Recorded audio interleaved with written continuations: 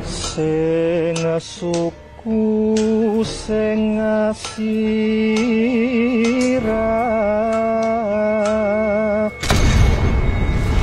10 teknologi kuno bangsa Indonesia yang paling canggih.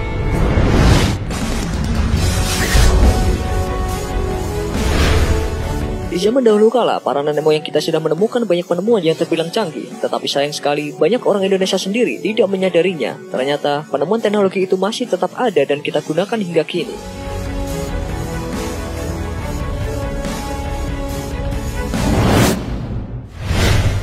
Pranata Mangsa, sistem penanggalan musim bukti dengan ilmu astronomi. Dalam masyarakat Jawa, dikenal pranata mangsa, yaitu peramalan musim berdasarkan gejala-gejala alam dan umumnya berhubungan dengan tata letak bintang di langit. Menurut Deljoeni, di bukunya yang berjudul Penanggalan Pertanian Jawa Pranata Mangsa tergolong penemuan brilian. Kompleksitasnya tak kalah bobot dari sistem penanggalan yang ditemukan bangsa Mesir kuno, Cina, Maya, dan Burma. Lebih-lebih jika dibandingkan dengan model farming alamanak ala Amerika, Pranata Mangsa jauh lebih maju. Meskipun teknologi sudah semakin canggih seperti sekarang ini, penerapan perhitungan pranata mangsa masih relevan. Hal itu dikarenakan nenek moyang kita dulu mempelajari gejala-gejala alam seperti musim hujan atau kemarau, musim tanaman berbunga atau berbuah, posisi rasi bintang, pengaruh bulan purnama, dan sebagainya.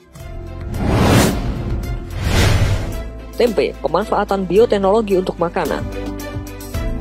Tempe merupakan hasil bioteknologi sederhana khas Indonesia. Nenek moyang bangsa Indonesia telah menggunakan Rhizopus untuk membuat tempe dari kedelai. Semua ini adalah penggunaan mikroba atau mikroorganisme pada tingkat sel untuk tujuan pangan. Sebenarnya, mengolah kedelai dengan ragi juga dilakukan oleh bangsa lain seperti Cina, Jepang, India, dan lain-lain. Tetapi, yang menggunakan Rhizopus hanya Indonesia saja. Jadi, kemampuan membuat tempe kedelai adalah penemuan orang Indonesia. Tempe sudah dikenal sejak berabad-abad lalu di Nusantara. Dalam bab 3 dan bab 12 manuskrip Serat Sentini dengan setting Jawa abad ke-16 telah ditemukan kata tempe. Kini, tempe sudah merambah mancanegara, tidak saja karena rasa dan aromanya, namun juga kandungan gizinya. Penemuan tempe adalah sumbangan nenek moyang kita pada seni kuliner dunia. Rumah gadang, arsitektur rumah aman gempa. Menurut Darmansyah, ahli konstruksi dari Lembaga Penanggulangan Bencana Alam Sumatera Barat menyebutkan, dari sisi ilmu konstruksi, bangunan rumah gadang jauh lebih maju setidaknya 300 tahun dibandingkan konstruksi yang ada di dunia pada zamannya. Rumah gadang di Sumatera Barat membuktikan ketangguhan rekayasa konstruksi yang memiliki daya lentur dan soliditas saat terjadi guncangan gempa, hingga berkekuatan di atas 8 skala Richter. Rumah gadang tidak menggunakan paku sebagai pengikat, tetapi berupa pasak sehingga sambungan membuat bangunan memiliki sifat sangat lentur. Getaran yang datang dari tanah terhadap bangunan terdistribusi ke semua bangunan.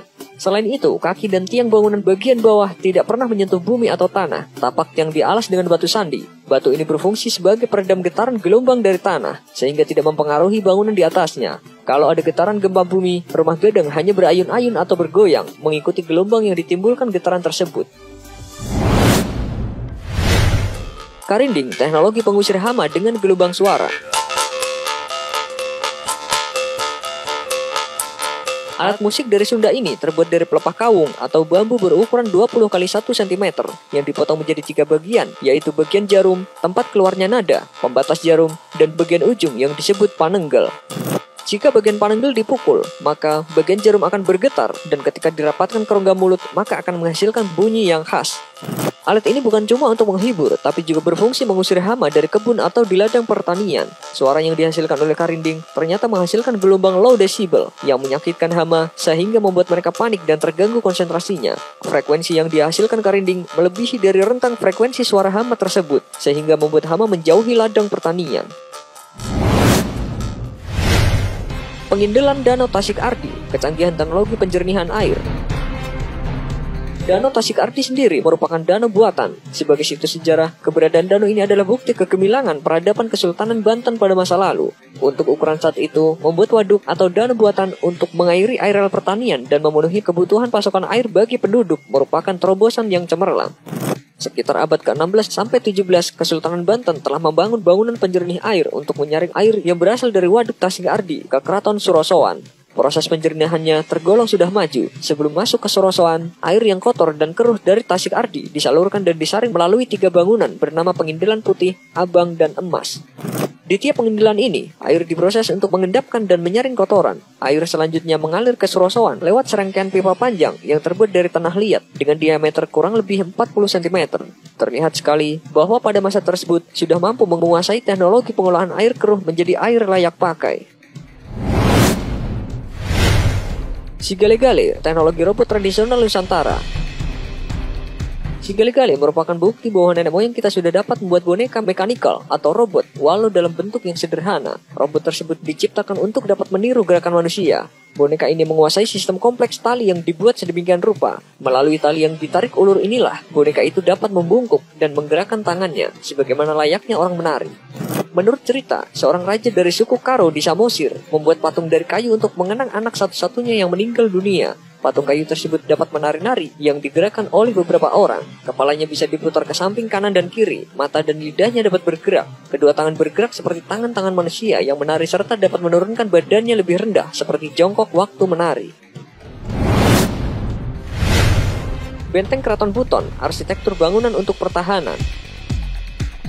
Di Buton, Sulawesi Tenggara, ada benteng yang dibangun di atas bukit seluas kurang lebih 20,7 hektar. Benteng yang merupakan bekas ibu kota Kesultanan Buton ini memiliki bentuk arsitek yang cukup unik, terbuat dari batu kapur. Benteng yang berbentuk lingkaran ini memiliki panjang keliling 2.740 meter. Benteng ini memiliki 12 pintu gerbang dan 16 pos jaga atau kubu pertahanan, yang dalam bahasa setempat disebut baluara. Tiap pintu gerbang dan baluara dikawal 4-6 meriam. Jumlah meriam seluruhnya sebanyak 52 buah. Pada pojok kanan sebelah selatan terdapat Godana Oba atau gudang mesiu dan gudang peluru di sebelah kiri. Letaknya pada puncak bukit yang cukup tinggi dengan lereng yang cukup terjal memungkinkan tempat ini sebagai tempat pertahanan terbaik di zamannya. Keris, kecanggihan teknologi penempaan logam.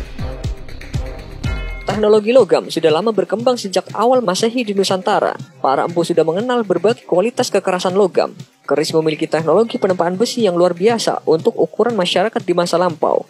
Teknik penempaan disertai pelipatan berguna untuk mencari kemurnian besi, yang mana pada waktu itu bahan-bahan besi masih komposit dengan materi-materi alam lainnya. Pemilihan akan batu meteorit yang mengandung unsur titanium sebagai bahan keris juga merupakan penemuan nenek moyang kita yang mengagumkan. Kesulitan dalam membuat keris dari bahan titanium adalah titik leburnya mencapai 6.000 derajat Celcius, jauh dari titik lebur besi, baja, atau nikel yang berkisar 10.000 derajat Celcius. Titanium ternyata memiliki banyak keunggulan dibandingkan jenis unsur logam lainnya. Unsur titanium itu bersifat keras, kuat, ringan, tahan panas, dan juga tahan karat. Unsur logam titanium baru ditemukan sebagai unsur logam mandiri pada tahun 1940 dan logam yang kekerasannya melebihi baja namun jauh lebih ringan daripada besi. Kapal Jung Jawa, teknologi kapal raksasa. Jauh sebelum Cheng Ho dan Columbus, para penjelajah laut Nusantara sudah melintasi sepertiga bola dunia. Dalam catatan perjalanan keagamaan Ising dari Kanton ke perguruan Nalanda di India Selatan, disebutkan bahwa ia menggunakan kapal Sriwijaya, negeri yang ketika itu menguasai lalu lintas pelayaran di Laut Selatan. Berdasarkan relief kapal di Candi Borobudur, membuktikan bahwa sejak dulu nenek moyang kita telah menguasai teknik pembuatan kapal. Kapal Borobudur telah memainkan peran utama dalam segala hal pelayaran selama ratusan tahun sebelum abad ke-13. Memasuki abad ke-8 awal, kapal Borobudur digeser oleh Jung Besar Jawa dengan 3 atau 4 layar sebagai jung.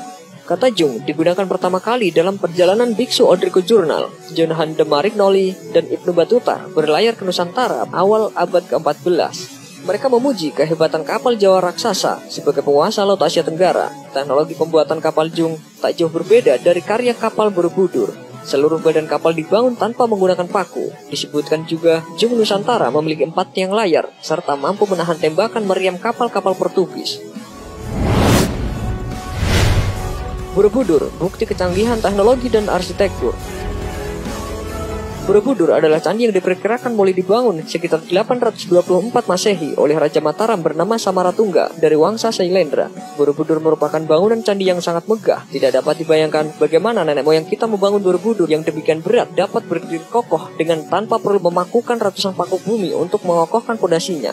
Tak terbayangkan pula bagaimana batu-batu yang membentuk Borobudur itu dibentuk dan diangkut ke area pembangunan di atas bukit.